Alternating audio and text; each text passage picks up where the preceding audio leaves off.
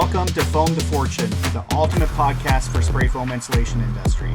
Whether you're a contractor aiming to take your business to the next level or a vendor bringing innovation to the market, this is the place where success stories are shared, insider tips are uncovered, and the industry secrets are revealed. Join us as we dive into the journeys of the spray foam pros who turn their dreams into thriving empires and discover tools and strategies to build your own path to fortune. Ready to elevate your spray foam game? Let's get started. Foam to Fortune, where innovation meets inspiration. What's up, everybody? I'm Spencer, the host of the Foam to Fortune podcast. And tonight I got a really special guest for you. It's going to be fun. We have Joey Bernesser from Albany Spray Foam. What's up, Joey? What's up? How are you? I'm doing well, man. Welcome to the show. I'm happy to have you here. I know tonight it's going to be an extremely fun show. Why don't you go ahead and introduce yourself? Tell us, where you're located, what you guys do, how long you've been doing it. I'm Joey Bernesser with Albany Spray Foam Solutions. We're based in Albany, New York, or just outside of Albany.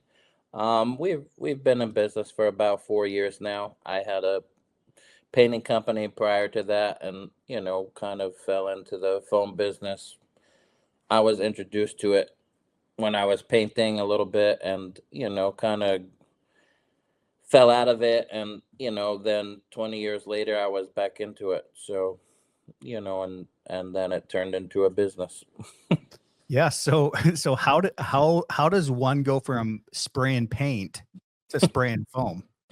So I mean, when I saw that, it kind of started out, I was painting. I've had a painting company. I still have 2 painters. I had 15 at one time, but that's kind of, that's phasing out, and we're focusing more on the future here. And, but the guy that taught me how to paint, he called me up one night. He's like, "Oh, I got an opportunity. I want to buy a spray foam rig." And he knew I was a hustler and a worker. And, he was like, I need somebody to run it. So I was like, I'm all in, we're going to make money, this and that. We went on estimate after estimate after estimate. And, I'm 19 years old, and, he's like, what, he's giving out these crazy numbers. And I'm like, dude, who's got money for this? Like, this is wild. And so I had called up a guy I knew that was in the home performance, business. He did a lot of energy audits and blown in cellulose. And I says, "Hey, Gary, I got a foam rig. Can we spray foam for you?" "No, I got a guy sub to. I really like him. He does good work, but my wife wants the house painted." So, I go over there, give him an estimate to paint the house. We paint some of the rooms and do this and that. And then he comes to me and is like, "Joey, I really like the way you present yourself. I like the work you do. I like everything. I want to retire in a few years, and I don't want my kids in the business, nor do they want to be in the business. Like, do you want to come work with me for, a couple days a week, and I'll send you to BPI school, Building Performance Institute." And I was like, "I don't know. My painting business is kind of, we're staying busy. I got a couple guys working with me." And so he's like, "Just 1 to 2 days a week. I'll send you to school at nighttime, and, just help me out." That turned into 60, 70 hours a week working with him, and Just 1 or 2 days a week. Yeah. But he was very well known with NYSERDA, which is, our New York State Energy and Research and Development here in New York, and very well known in that. And they have some Empower programs and some programs out there that, with grants and low income stuff that he was part of. But he really taught me a lot about insulation and stuff like that. And we didn't have like a clear plan, like, hey, in 2 or 3 or 4 years, like, we're gonna he's gonna step away, or whatever the case is. Of course, me being busy with him, my buddy that was working for me in the painting business, "Oh, my buddy Joey's not here to work with me anymore, and this isn't fun. This is more like a job and work." So he quit, and then, I kind of was like, "Gary, I don't know what to do." And he's like, "Look, it's up to you. It's not, neither decision you make, I'm not going to be mad at you. Like, we didn't know what we were getting ourselves into when we started it. And, and I always tell people that story, and I like kick myself because here I am 20 years later, and I'm calling him up, asking him questions to make sure I'm doing something right, and he's always Yeah. commenting on my foam videos, and, oh man, you're doing good with the foam. Everything looks great, man. That's, and he retired and moved to California and built a house out there. And, so it was it's kind of funny that, that many years later, I'm back into that world, Yeah, um, he introduced you a little bit to it, and now yeah, you're back in it full time. yeah, yeah. That's amazing, man. Why'd you start a business? Of like, what was some of the main purposes? I mean, so my, a little background story. My grandfather was an entrepreneur. He had a laundromat and a car wash, and a flooring store. And my father always worked for himself. And, when I was younger, he had a flooring store and a furniture store. Um, so, um, you know, that it's kind of in my DNA, sort of. But my father, that my father sent me to private school, and I think he wanted me to be like a doctor or a lawyer or something. And, and I graduated, and, I had a little binding. I would bind carpets. I would put the edging on carpets all throughout high school. So I do that a couple nights a week. And when I graduated high school, I went to car audio school to do like remote starts and all that stuff. Yeah. Back then, that was like the big thing. I had big speakers in my truck, and Oh yeah. I had a little S10 with the 410s in the back, and I had custom 8-inch subs on the doors, and They make heard my Joey coming before they saw Joey. yeah. So it was always, you know that didn't pan out. I worked for a guy for, the guy told me, like, I said, hey, I want to get into this business. What do I got to do? I want to work. I want to learn how to do this. Oh, go get whatever certified, go to this school, and, call me when you're done. He probably isn't used to dealing with people like me, because I actually I missed like 2 or 3 weeks of my senior class because I left and went to Boston and went to school out there for 2 months, to get certified. And I came back, and every day I went in that place, and I told that guy, I said, here's my certification. I went to school. Give me a job. Every day I went in there until that son of a bitch gave me a job. I love it. you know, Very and persistent.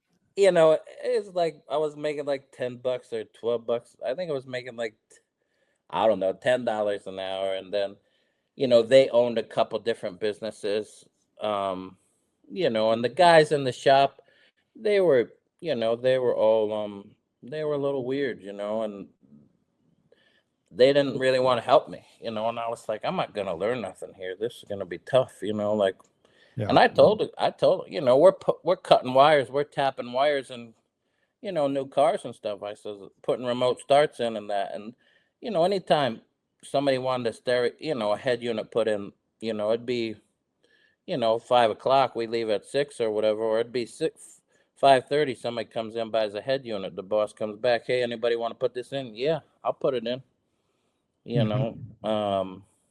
know. Always stayed late. But I told the guys, I said, look, man, if I lock this car up, it's on you. I don't care. I asked you, you didn't tell me what to do. You didn't show me, you didn't want to help me. I don't care. It ain't my car. It could sit here and rot, you know. But so that guy, they owned a fitness, like they sold fitness equipment. So they bought a building, and he's like, hey, I'll pay you $12 an hour to go clean this place out. So I went and did that. And then he's like, I pay you $15 an hour to deliver fitness equipment. So then there goes all my $6,000 of schooling that I spent to You do mean that. I And can then deliver fitness so then equipment? I don't need to yeah, have an education.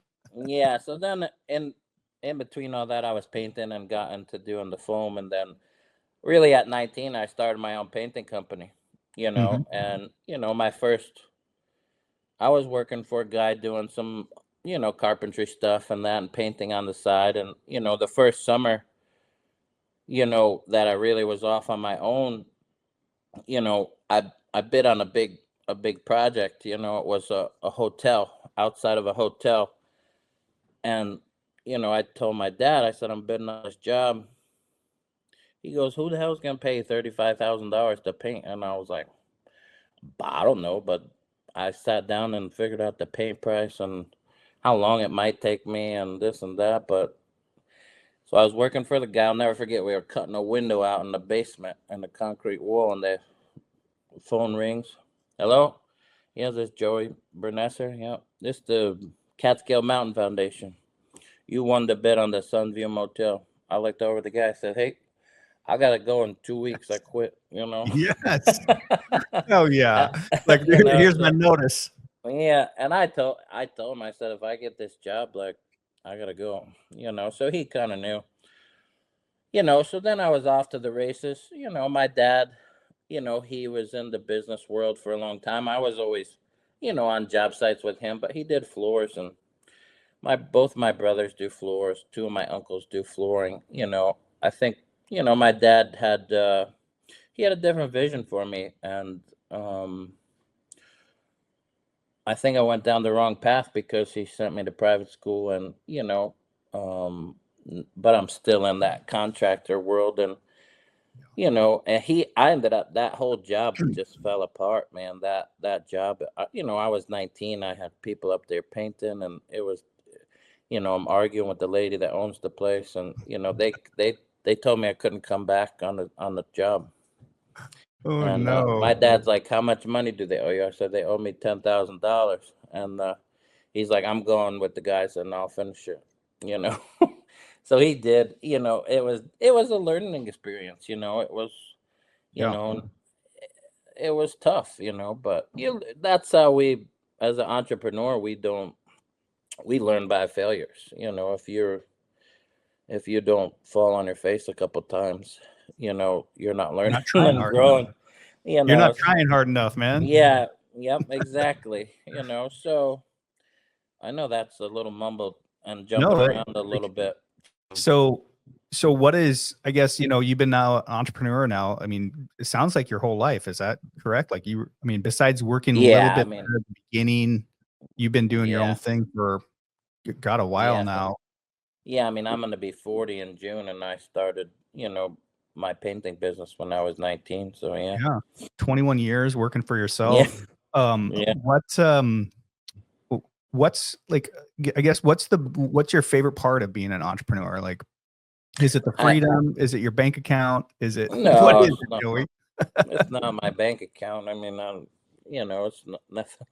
I think, it's more the freedom to be able to do what I want. My father went through a little bit of a transitional time tire, and, it didn't work out. So he came back. He moved to North Carolina, came back.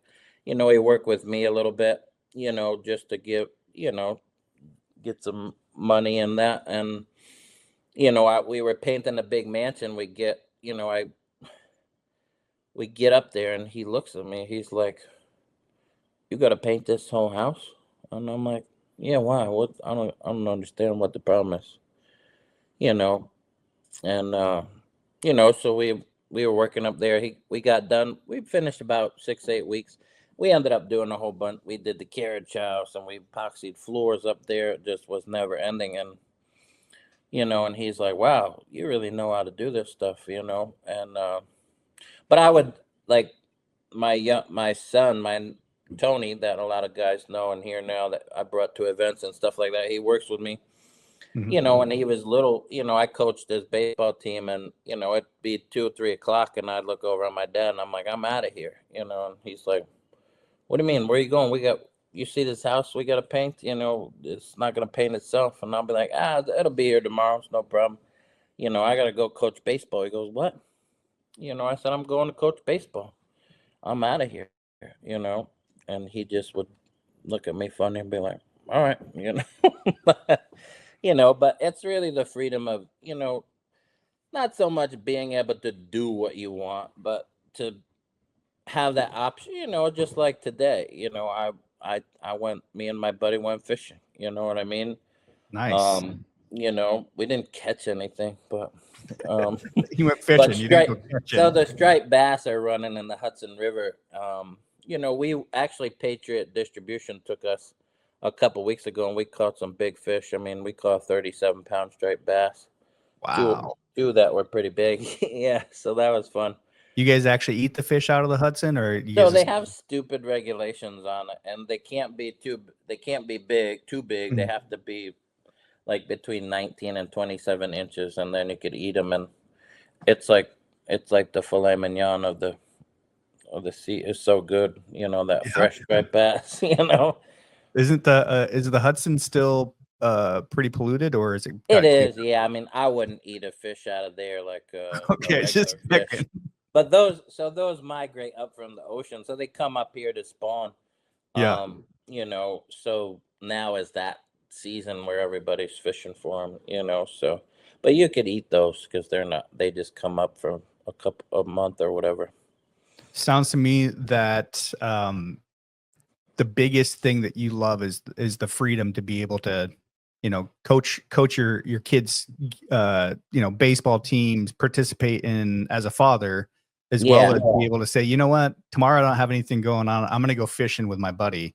Does that sound fair? Yeah. I mean, my daughter, she was big into travel softball, and we would be all over the place every weekend, and travel volleyball. I mean, I never thought in a million years like I'd like go to Kentucky to play volleyball with my daughter. Yeah. Like, why am I gonna fly all the way to Kentucky to participate in volleyball? Yeah, for sure. I mean, Yeah. that seems a little And- crazy, but but the business obviously supports those things, and working hard. It doesn't start out easy. And, when I was younger, I would work from sun up till sundown. And, the younger kids, probably didn't see me as much as, my son does. My little guy, I got a 9-year-old. He just turned 9, and a 14. Oh no, she's 15, and a 15-year-old daughter, and an 18-year-old daughter. And then, Tony just turned 20 in April as well, so. yeah, They, father of 4, you know, they've kept you busy. Yeah, they kept me busy, and they still do because they're so spread out. It's tough. Yeah, right. But it works out, and the business, allows me to do that, and I have a good team kind of to handle things, and I've trained them well, and we've spent a lot of time with people from Spray Foam Worldwide that, we brought Dominic out a couple times, Evan. We've went and helped him on a couple jobs in Boston, and he's taught us a lot of little tips and tricks on how to spray foam and what to do and what not to do. And I mean, I'm the one. We went out to help him, and he's like, "Do you ever drain your compressor?" And I'm like, "What do you mean drain the compressor?" I didn't even think about it. Like I drain. I know you got to drain the compressor. I don't know. And he opened the thing, and about like 5. I mean, the water, it was like a river coming out of the damn thing. Oh, wow. Yeah, so he's like, yeah, this could be a problem. Yeah, I'm glad you caught that, right? Yeah, even though you have an air dryer in the thing, but that's just a lot of moisture, a lot of water, and foam doesn't like water. Yeah, like we'll discuss how foam doesn't like water here later on in the show, but one of the what was it like growing up with an entrepreneurial dad? I know we've had a lot of guests on here. They're like the first gen entrepreneur, and their family was always thinking they're a little bit nuts, starting a business. But I mean, it sounds like, you said it's in your DNA. So what was it like having a grandfather and a dad as entrepreneurs? What's up, everyone? Brielle here from Spray Foam Genius Marketing, and we are excited to sponsor this conversation with Joey Bernesser. We talk to spray foam pros all the time who say, "We're great at what we do, but no one knows we exist." Sound familiar? That's what we fix. We help you get seen on Google, which means more leads, more jobs, and less stress. Give us a call at 877-840. Foam US 844-7401, Foam Canada, or visit sprayfoamgeniusmarketing.com. Now, let's get back to the episode with Joey. I mean, it was, I mean, my dad was always working. I went to a private school, so like I didn't take a bus to school. My school was a half an hour away up in Albany, and my parents would have to bring me and pick me up from school. And I played sports, 3 different sports in high school, and my dad, he's like, just let it go, man, just let it go. And he used to leave me at school till 9 o'clock at night when he was done working to pick me up. Nobody be at the school. It'd be me by the school, Oh my God. And he didn't have cell phones, I'd have to and the office was locked. I couldn't go in the office and call him, Yeah. Just sit out there until somebody picked you up. Yeah, or he would pick me up and I'd have to go to work with him. You know what I mean? And when I was young, it was cool. I mean, you like spend time with your dad. He had a carpet store. The one time I was helping him, I was little. I was running the binding machine that puts the edging on. I was just pushing the carpet in there with him, and that I got a little too close. The thing hit my finger and ripped my fingernail right off. What? So, but it was good. I mean, he's always working the same, and he missed out on a lot of my sports things and stuff like that. My mother passed away when I was 16 in high school. So that was a big change. My parents were divorced.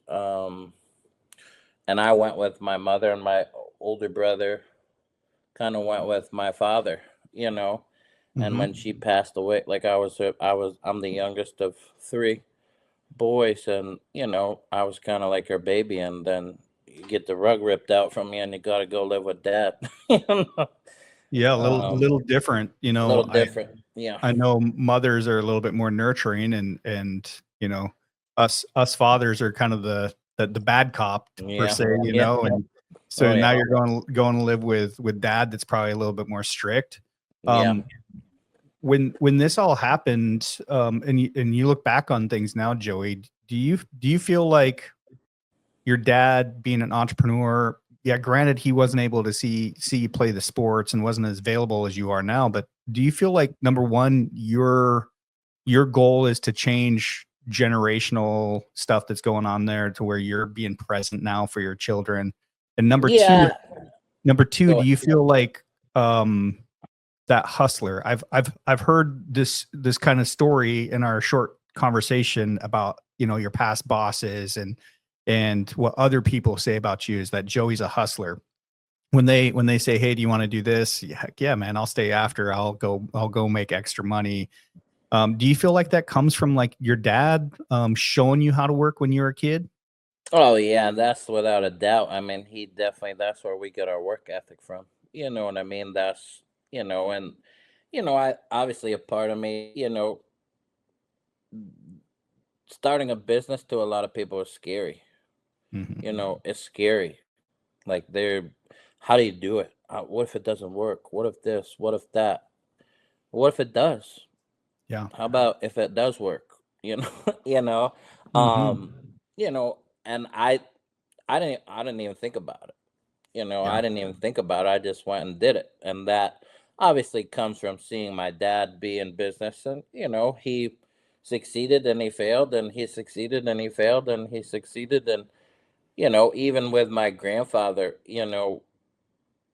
I mean, the people that own the property that my grandfather have race cars and race dirt bikes and lived a life, and own half of the town now, and I scratch my head and I'm like, damn, that could have been me. Yeah, how they do that.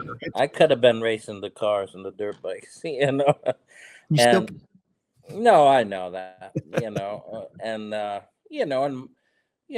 we me and my father, we bought some properties and things, and we're rebuilding, and that's what it's all about. Being you never, you never give up. You never give up, and that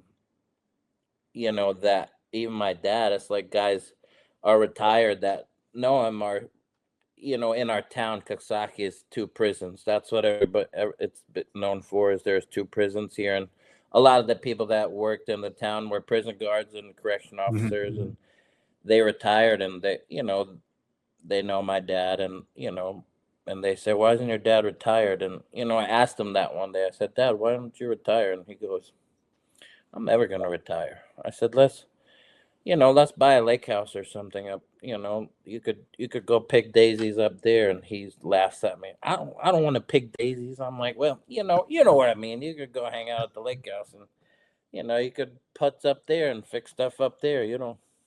But it's just not in his. It's not in his DNA. He just wants to go, go, go, go, go. And he don't stop, that guy. I mean, he's pushing 70, and I could probably, maybe not tonight, but most nights I'll call him, and he's, oh, I'm doing this internet business or something, and he's always got some hustle, right? Yes, I always laugh at him with the internet stuff, but it never, whatever works for you. He hates doing the floors and stuff and being on his knees, but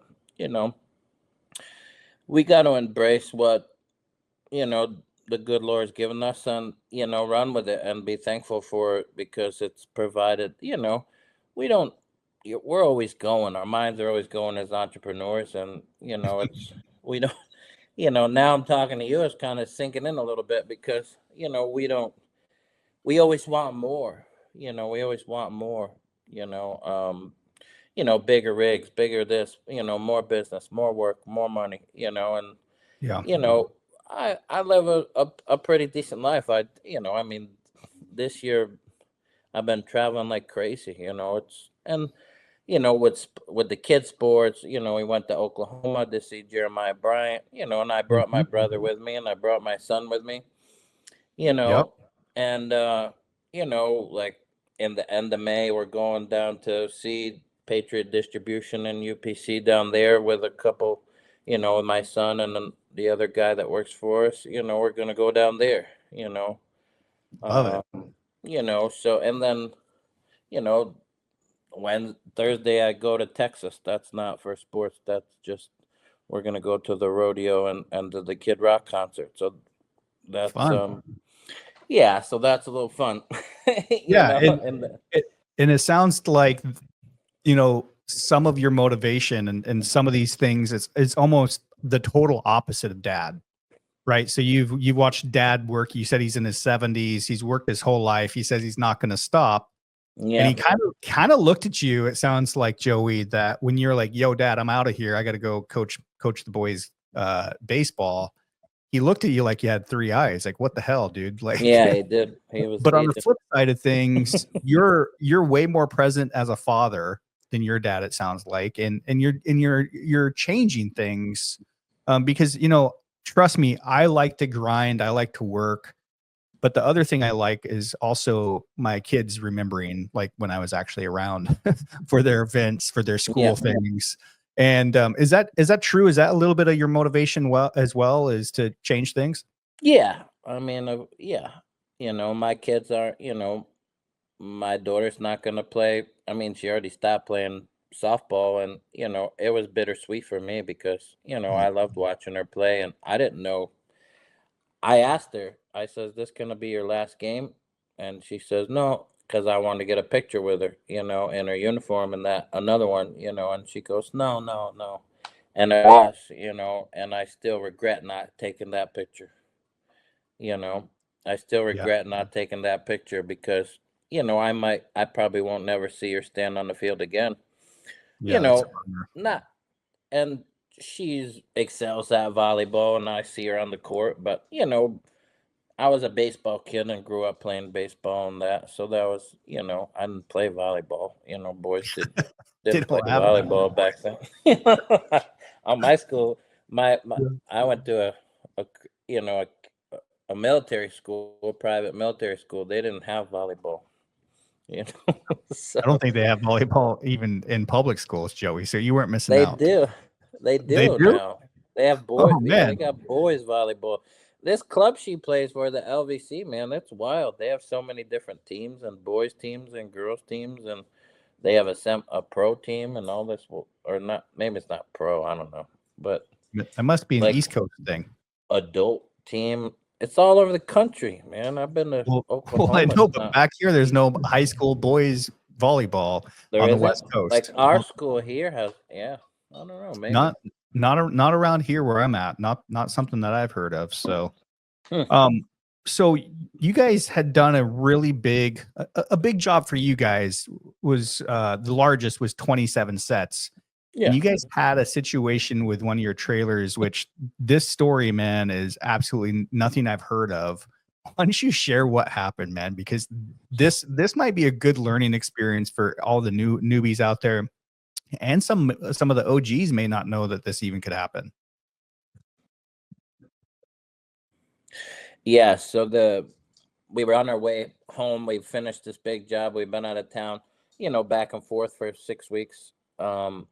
Staying out of town, and we load up the trailer. We get home, and I think I left that night and went somewhere else. And I get home in the morning and I see my roof of my trailer's like kind of flapping, and I'm like, what the hell is the roof coming apart on this thing now? And What now, right? yeah, What and I'm like, now? well, at least we made it home, whatever. So I look in the trailer and there's a hole in the roof, and I look up and I'm like, what the hell?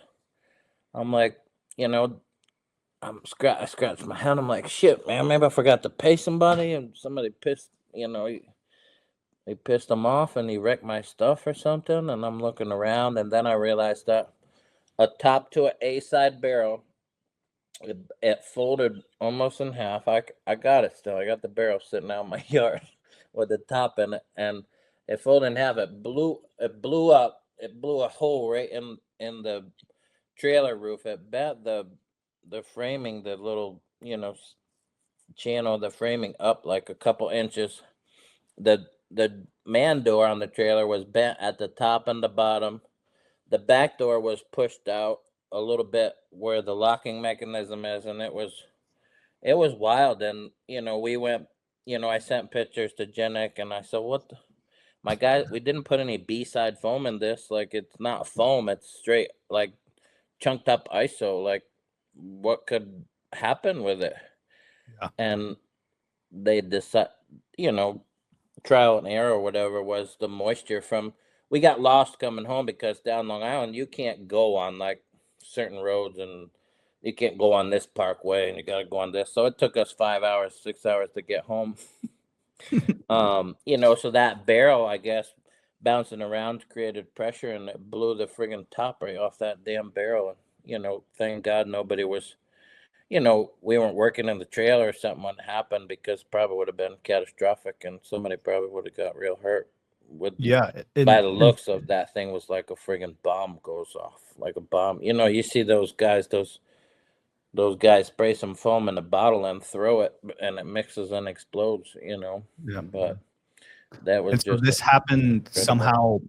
Moisture got in the A side. And yeah, so it was actually, turns out it was a pour over barrel. We have a pour over barrel, so we pour our leftover material into a barrel and let it accumulate, because it's like liquid gold and costs money. Yeah, so we save it, and I guess the guys left that outside, and the top wasn't tight, and when we took it, or before, whenever it was sitting outside, got some water in it, and it got shaken up, and when we left, we tightened the top down and threw it in the trailer. And I remember doing it because I was like, oh man, that sounded like it was water in there, and I didn't, being fairly new in the business, I didn't think like, hey, this might explode, let's leave this here. I would never have guessed that. When you initially started telling me the story pre-show, I was thinking, well, maybe you guys mixed a little B in there. Yeah, and then that's what I was to expand in my head. Yeah, that's what I was like, but it would have happened right away. Like, it would have happened by the time we got home. Like, that thing would have blew up. If a little bit of B got in there and got shaken up, it would have happened faster. But that wasn't what happened. It wasn't like foam in there. It was like chunks of ISO nastiness, and it was weird, and it really, it was scary to think like, this could kill somebody, if that happened. Yeah. And especially being a new guy, you're kind of questioning, what did I get myself into Yeah. here?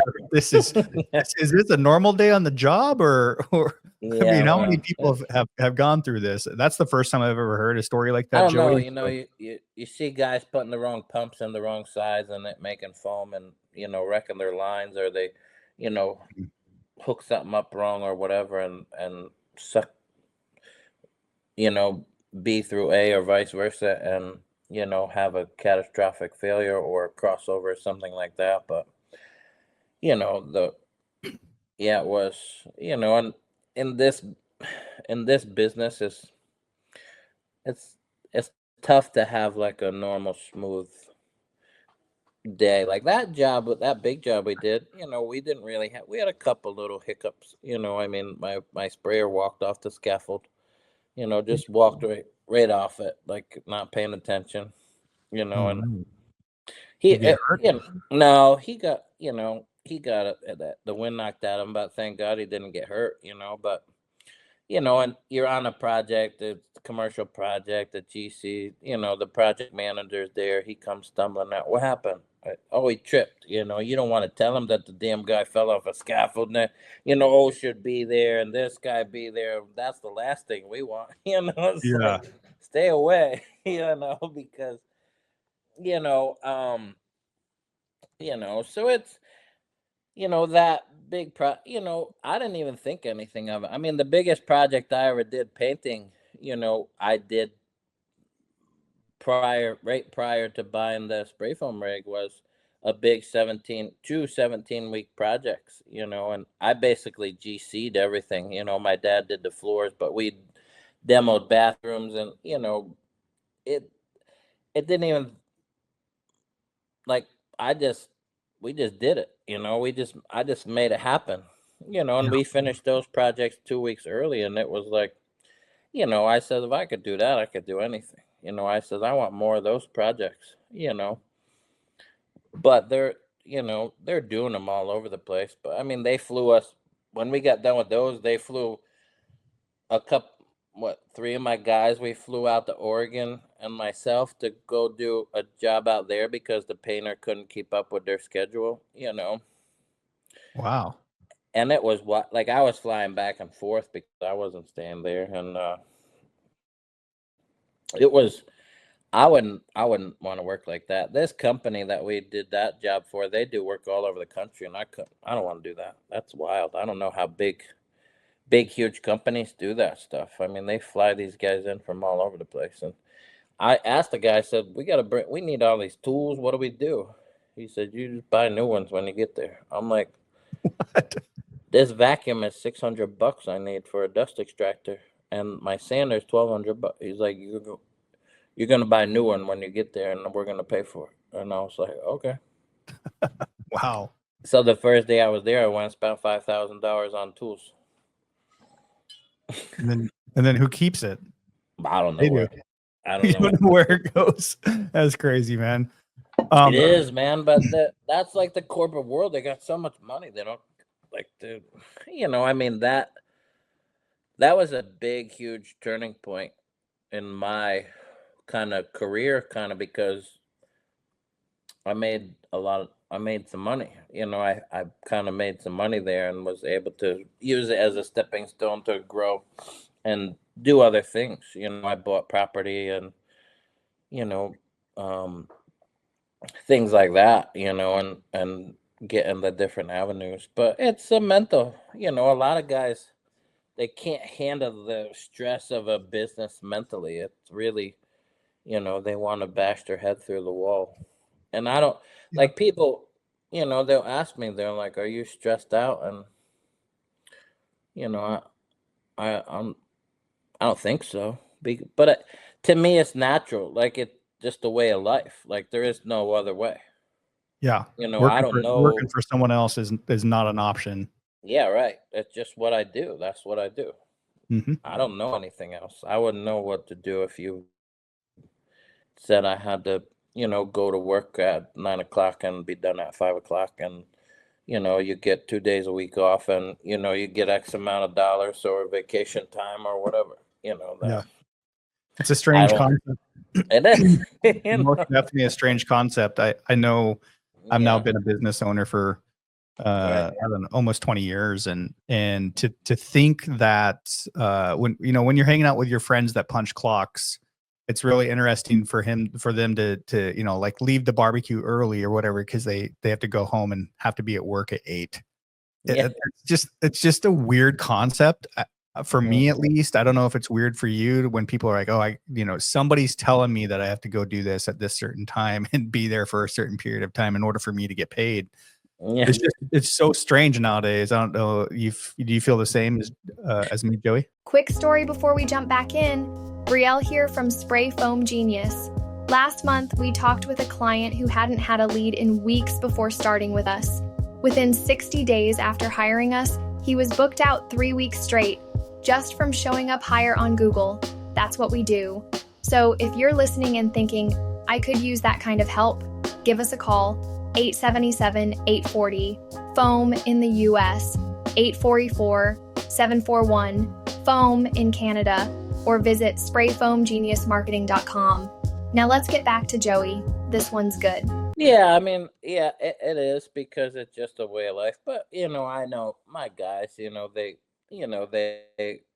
one guy, he has a couple kids and that, and they like to spend time with their family and stuff. So, but when push comes to shove, and I push him, we gotta do what we gotta do to get the job done. But it is, I don't.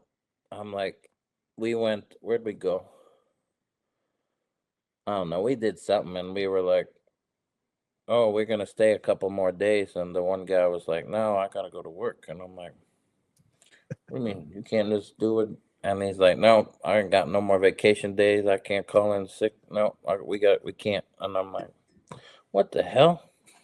Strange, right? Like, Yeah, if I do this, I'm gonna get fired. Oh crap! yeah, Okay, because even when my curious. daughter saw, with her volleyball, that sometimes we gotta leave on a Thursday, and like they'll play like through Monday on like holiday weekends and stuff like that. So Mhm.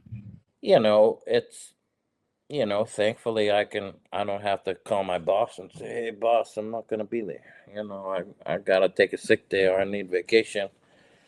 Yeah. I just do it, and I don't I love it.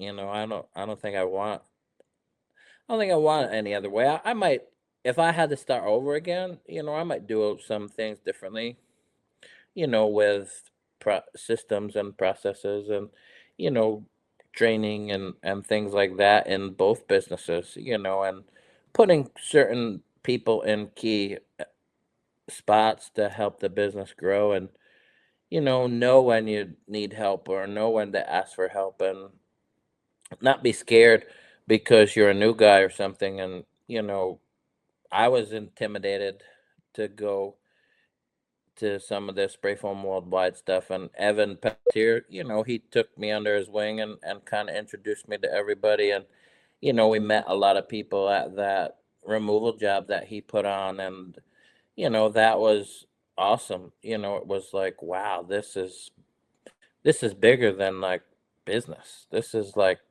family. It's a family, Yeah. it's no joke. Like, I thought I had friends that I could call, like, if some shit happened, like, I know I could call some of these guys and they'll be there, whether they're in across the country or whatnot, they'll be there. Or even if you just have a question, you know. I mean, I have a guy hour and a half away from me that, I talk to him every day. He has a spray foam business, he helps me, I help him, whatever. He comes and helps us spray and get jobs done, or we'll go spray for him, or he needs this piece or that part, or he's having a rough day or something isn't working right. Oh, I got an extra set of hose, I got extra pump, whatever it is. We're constantly, or if we're just bouncing ideas off each other, or what about this? Why has this happened? you know, what about so just business stuff or whatever, and then, I brought him to his first Spray Foam Worldwide thing in Daytona, so it Nice. was cool to, introduce him to that and see him. And then as he met people, he became a lot more active on Spray Foam Worldwide. And you know, and people come up to me now and they're like, "Oh man, I saw you on Spray Foam Worldwide," and you know, they're like, "You're an OG." I'm like, "No, I'm an OG. I've been in the business 4 years. Don't even put me in that category, please, because you You're know, just vocal. You're yeah, just vocal. You right, like you said earlier, you like to talk, you like yeah, people. And yeah, so people know, you know, you're not just hiding on the Spray Foam Worldwide. You're actually, you know, on there being vocal, helping people, posting, commenting, things like that. yeah, yeah. Man, the community, Joey, I hear this consistently with all our guests that you know, the camaraderie, the friends it's really interesting that so many people look at, you know, their colleagues as friends, not just competition, because sometimes people can look at people as being competition. You said that this guy that you took under your wing is an hour and a half away. Like, I mean, that's close enough in your area to be competition, but you're helping each other out. Yeah, I mean, he stole a job from me. He like legitimately stole it. He did. He really stole a job from me. Um, and we not on purpose. Like we were out to dinner, and I said, "Where are you working next week?" He's like, "I think I gotta go to a place called Total Events," and I start laughing, and I'm like, "No, I gotta go there next week. I got that on my schedule. I had that on my schedule for 3 weeks." And I'm like, "Did I tell you about that job or something?" And he's like, "No, I don't know what you're talking about." And I was like, "I got the text message from the guy right here telling me to put him on the schedule this day." And he goes, "No, dude, I'm for real." Like, and I call the guy. So I call him that it was like a Friday. So I called him on a Monday, the guy that we were supposed to do the job for. And I said, "Hey, we're all set to start on Thursday, right?" And he's like, "Oh, you didn't get my email?" And I was like, "No, I didn't get no email. Why? What's up?" He goes, "Oh, yeah, we decided that's not in the budget." And I said, "Oh, really?" Because my friend's doing the job. And he's like,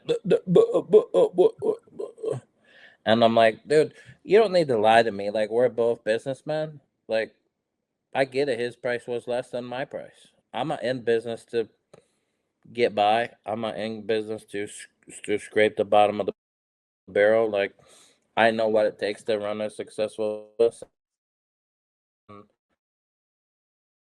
I used to go paying for $200 to go, you know, and then you step up and step up and step up and step up, and you don't, you know, you realize what it costs to run a legitimate business, you know, Mhm. and it's not $200 a day, you know, and so he really did take that job from me, and you know, and I says to him, I said, "We got to figure out something so this doesn't happen again."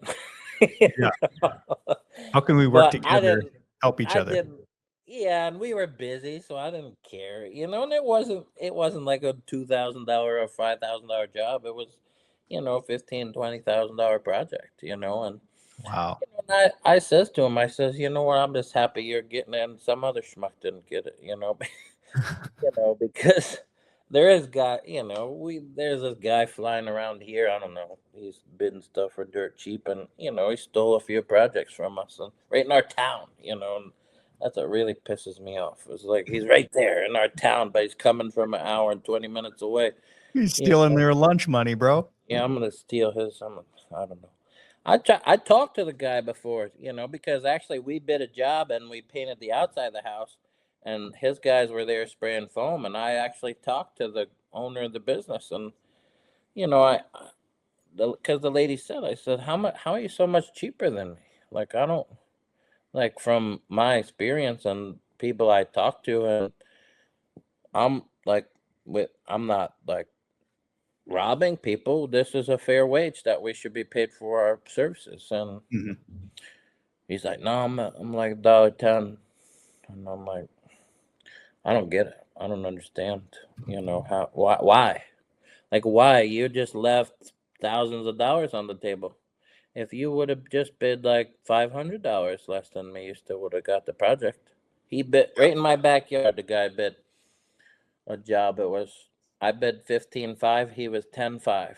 You know, I'm like, I want to call him up and be like, "Dude, you know you're leaving thousand, like you just lost $5,000. Mhm. $5,000. You know, not 500,000. That adds up You know, quickly. yeah, People say he's not going to be in business much longer, but he's been in business for quite some time from what he said, But I thought about just doing jobs for free for people like that. I was going to tell him, like, if you get a bid from this guy, I'll do the job for free. Just pay for the phone. just Oh, to man. just to make him Run them mad. out, And, run them out of yeah, business. just to get him out of my area. Yeah.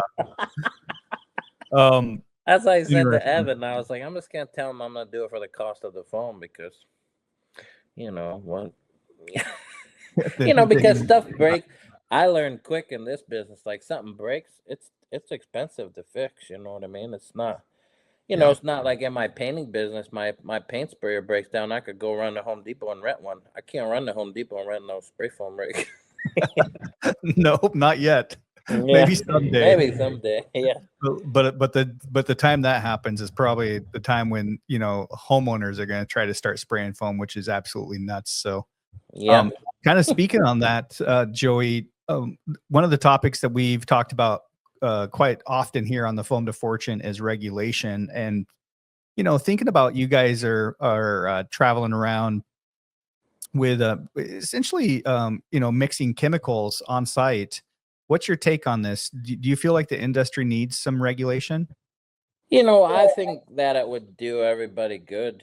I know a lot of it's it's a little controversial because some guys are like, no, fuck that. We don't want that. That's crazy. But I think, I know in some states they have it already. Like you have to have a license and you have to do this and this and this. Like Canada is very regulated. I mean, they have to do density tests on all of their foam and it has to be within this range or it's not good foam. You can't Yeah. spray that foam. You got to figure out why it's like that, So I think it's a good thing because it'll put like a lot of guys out of not I don't want to say it like facetiously, but there is a lot of bad jobs out there. Mhm. I mean, people they don't care. They really don't care if they're spraying good foam. They're putting open cell where it doesn't belong. They're spraying bad closed cell. They're spraying it too thick. It's you're having failures. And it does give the industry a bad name. And I get calls all the time. Like, I had a guy call me, wanted me to go to Connecticut and rip out foam, and I don't think he sent me pictures of the job and things like that, and I don't think it was bad foam. His wife said she was getting sick, but he said it didn't smell. I wanted to go kind of look at it, but I never. It was an hour and a half away, and I wasn't gonna spray foam there, so. Yeah. You have to charge a lot of money to rip out foam. And I'm glad that I did that removal with Evan and helped there because, I probably would have went and ripped out that foam and lost money, because I would, oh yeah, we'll just rip it out. Yeah. You're not ripping closed cell out. You got to cut it and pry it and clean it. Oh, it's not Mess. something you want to do on a regular basis. Yeah. And we've sprayed foam on certain sections, and my guy didn't realize that something was wrong, and we had to rip it off. And they rip it off. Because Mhm. we're not going to leave that in somebody's house because it's we don't want to get somebody sick. We want to create. We're doing this. We're not doing this to make money. I could make money doing anything. I could go sell the rocks from my driveway and make money. But we want to create healthy homes and you know create better spaces, more comfortable spaces, and healthy, happy homes for people. And that's the ultimate goal of foam. Spray foam is but then you get guys they give it a bad name because they try to pull a fast one on a customer and they bid it, and then for close selling they put open selling because a lot of people don't know the difference. Yeah. And that's where I think regulations would come in. I mean, just recently with the HFOs and the blowing agents and the foams, they've changed, and it's we've always here in New York had to use a HFO foam, and a lot of these guys in other parts of the country didn't have to, and they're like, fuck HFO foams, this sucks. And I'm just like, yeah, It's the okay, normal whatever. process. I don't know, whatever. I don't know anything different. I probably would be like, screw HFC phones, because I wouldn't be able to, and everybody talks about butter and all these jobs look all nice, and and a lot of those are, not that you can't get HFO to look like that. We do now. I mean, from the first time we sprayed, I mean, I should show you a video of the first time we sprayed. I videotaped it, and it was like, shit's going everywhere. It's, and now, we can spray and we can hang with the best of them, Yeah. Maybe not some of them. Some of them guys, they get real particular with the butter, but, but For sure. I'm proud of where we came and what we're doing out here, It takes but years, I think, to the learn how to spray that butter. It does, but the regulations, I think, is a good thing. I mean, the more training you get and everything, you pick up and that's why I tell my guys when we go to these things, I mean, it's a lot to take in. You go talk to Jeremiah Bryan or somebody like at Fire Festival, and that guy, he'll make your head spin, because it's just so in depth. And even Todd, like Jeremiah was asking Todd questions and things like that, and both them guys forget it, they're It's just a building science competition. oh, it's incredible, but I tell my guys, I said, you pick one golden nugget up or a couple of these golden nuggets from these guys, and that's what you're not going to learn everything in one day, but if you're spraying with Evan or Dom or whoever, or you're at one of these things networking and you pick up one little golden nugget, maybe some guy uses a different chemical to clean his gun out, or, and that works for him, or anything, I mean, just networking with people and, having somebody to fall back on. And this business is frustrating. You can quit real fast because things happen and it's frustrating. You have to know how to take take the shots and still continue to keep getting up. Well, it's it's salute. I had a kid call me today, and he's like, I know, Joey, I feel bad calling you because every time I call you, I got a problem. Every time I call you, I got a Welcome to problem. my daily life, right? And I said, don't worry about it. I got a solution. You know what I mean? Like, that's what I'm here for. That's why I get paid, because we're really problem solvers, and you think on your feet, you find a solution. You don't look at it as a problem. You just find a solution, and that's the way it is. That's just the life that we live in. Like, there isn't a some days, I'll laugh because, it's like, this is bound to happen. Like, things are going way too smooth to not have a little hiccup or gun crossover or, have something happen that, shouldn't happen, or, the guys forget it frustrates me. The guys forget stuff, I got all this stuff in the trailer or in the shop and they don't bring it to the job. And they're having a problem with the gun. I get to the job and I'm trying to go through the gun or whatever. You got any brake cleaner? No, we're all out. I got 6 boxes of it sitting on the shelf at the shop. Why don't you have a can in the trailer? Forgot, right? Just, they're young. My son, he's young. He's 20 years old, and the other kid's young. He's 26, 27 years old, and, he's young too, and Sounds like there needs to be a trailer checklist. they're built different, man. These kids are built different. I've accepted that they're just built different. Hey, Foam to Fortune fam, it's Brielle with Spray Foam Genius Marketing. We are the sponsor for this episode with Joey Bernesser. If you're ready to stop wondering where your next job is coming from and start owning your local market, that's exactly what we help you do. More leads, better visibility, and less waiting around. Call us at 877-840, Foam in the US, or 844-741, Foam in Canada. Or just head over to sprayfoamgeniusmarketing.com and let's make it happen.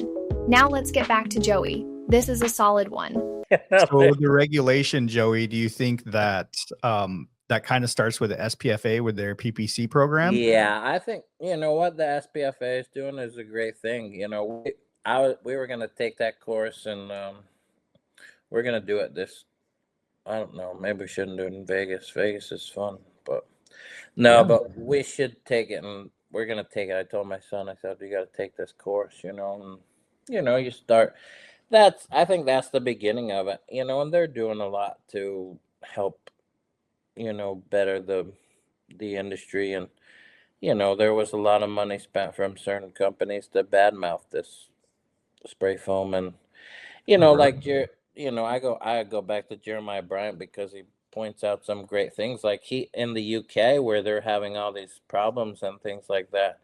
You know, 99% of the time it's probably not the foam, it's, you know, something else in the home that's causing that issue with them. Like they're having major moisture issues, you know, and they're blaming the foam, where, you know, it's probably not the foam, it's, you know, the heating or the cooling unit could be oversized. So then, you know, it's causing other issues in the house, and not taking out the moisture with the air conditioner the way it's supposed to, and it's short cycling and this and that, you know.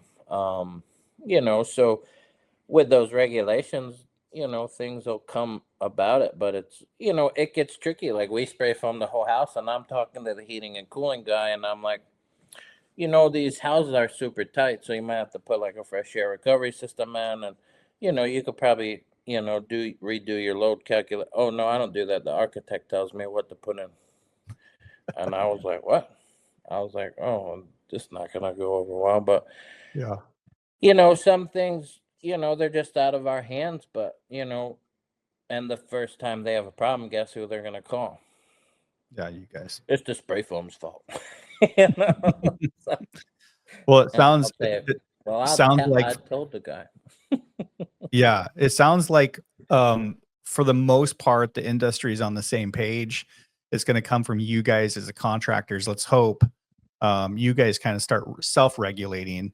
That way, you know, the suits in Washington DC don't get involved and tell Joey how to start spraying foam, because Yeah. that's going to be a mess if that happens. So Yeah, I mean, the state, I mean, I don't know. I mean, having a state license or having to take a test and regulate yourself. I mean, I don't want the government in my business. No. yeah. So, No, yeah, I like don't think said, anybody wants the government in their business. That typically doesn't no, work out well for anyone. right. Yeah. But also on the flip side, I think we can use this as an industry to really separate yourself. The guy you're talking about locally that's, you know, bidding $1.70 or whatever the case is, you know, that guy, if he has to jump through some licensing and some friction, he may not want to do that. Or from a branding perspective, when you go and you bid against that guy and you say, hey, look, we're PPC certified, or, you know, the SPFA credentials, that most definitely is going to separate you guys. And once the homeowner kind of starts to recognize something that they're looking for, you know, a lot of people are taught when they're working with a contractor, you know, to find out if they're licensed and insured, and get their license number and their insurance information before they start working with them. And this is just kind of like that thing that people are programmed. But since there is no quote unquote licensing for spray foam contractors right now, you can't technically ask for that. So then you're asking for only their insurance. So I think it's a good place to go. You know, it sounds to me like you and your guys would be a good place to start. You know, the colleagues in the spray foam business with the licensing or the regulations.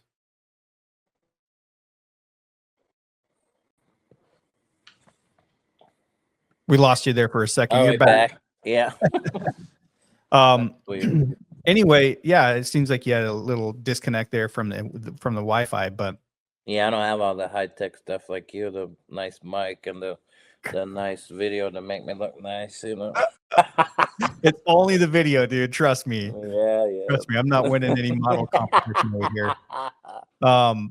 Joey, it's been a pleasure, man.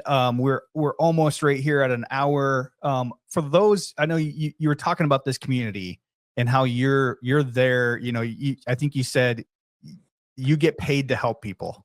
I think that's what you basically said. If people want to touch base with you, you know, get in contact, what's the best way for them to contact you? Is it Facebook? Is it TikTok? Yeah, I mean, Facebook, or, you know, hell, they could even have my phone number if they want it. You know, you know, we're here to help. I mean, I don't know if I could be of any help. You know, like, you know, my buddy Mark, I call him a lot of times with problems with the gun, or I'll tell him, hey, you know, I'll call my guys. I said, "Yeah, call Mark. You know, don't call me. Call Mark with problems." And he tells me, he's like, dude, just tell your guys to call me. I love helping them. You know. Yeah. And that's what it's about. And we met through like a mutual painting friend that I have up in Lake George, that I actually met in Colorado at a painting thing, you know. And it's just amazing, you know, the kind of the community. And unfortunately, I wish I'd talked to that guy more, but he's, you know, doing his thing. And, you know, but me and my buddy Mark, we talk every day, you know. And it's, you know, we say it's weird if we don't talk or text each other, you know, once a day. You know, it's like, you know, whether we call each other in the morning or before, you know, at the end of the day or in the middle of the day or whatever. But he's, you know, he's on the gun. He always busts my chops. Oh, you know, he'll answer the phone and it's all muffled because he's on his earbud or his watch or something and yelling through the mask. And I'm like, I'll call you later. You know, he's like, yeah, some of us got to work for a living, you know. And I said, I work on my business. I don't work in my business, you know. Yeah, exactly. And, you know, my brother and they all bust my chops, you know, because, you know, but I tell my son, I said, man, I put in my time. I did a paint job one time, you know, I worked 3 days straight and I didn't sleep at all. And you know, and I said, I put in my time, and, you know, I want to, you know, I want to enjoy life and enjoy time with you guys, you know. You know, he had a blast in Vegas. Like he will never ever forget that trip ever, you know. And you know, and that was cool, you know. I know my son and content producer won't ever forget that trip either. Yeah, I remember seeing you guys running around in there with your Einsteins, you know. Yeah. Also, the experience down on Fremont, they will never forget. I don't know if you saw the nun that was down there. Oh yeah, chat. I missed her that night. We went the next night. But we experienced some things there that we won't go into. But yeah, we can't discuss on the show here. It'll be afterwards. Stays in Vegas. What happens in Vegas stays in Vegas. You know. Exactly. But we had a good time, you know. And yeah, for sure, brother. And I've always wanted to go to Vegas, but I never went, you know, because, you know, and Spray Foam Worldwide brought me there, you know, and then we're going to go back. So, but no, I appreciate the time, and, you know, but yeah, if anybody wants to get a hold of me, you know, Facebook, or, you know, you can message me, or, you know, reach out wherever, you know, it could be anything. It doesn't have to be about business. I know, you know, a lot of us, you know, as men, we go through tough times and we don't want to talk to people. And, you know, even if you want to vent, you know, I know, you know, some guys, whether it's business, you want to bounce ideas, or you just want to vent, or, you know, shoot the shit and, you know, tell me you're having a bad day. I'm here to listen. I don't need to tell you what to do right or what to do wrong, but, you know, we need that as a group. You know, there have been some guys that, you know, have taken their life or passed away, you know, in the group. And, you know, that's I mean, on the personal, my mother did that, you know, she took her own life, you know. And me too, man.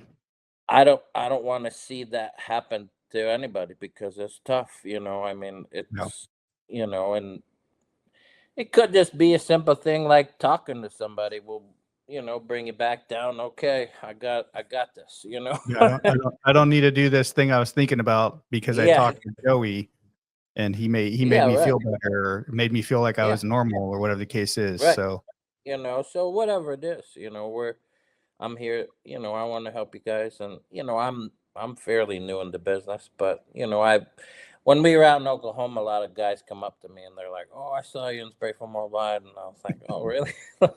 I don't think I'm like that, but I guess I am pretty active on there. I don't know. I just, like you said, But I appreciate your time. I know I messed up all the times and everything, and Oh, it's all whatnot, good, but man. we got done, man. I appreciate did. it. Thank you, because We did. otherwise it would have been tough with the sports and everything. Tonight was the perfect night, so it all worked out.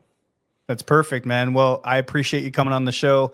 For those of you that are tuning in that want to have a conversation with Joey just to shoot the shit or bounce some ideas off of him, make sure you reach out to Joey. He's got a big heart. So thanks for coming on, Joey. Have a great rest of your evening. All right, thank you. Yeah, You man. too.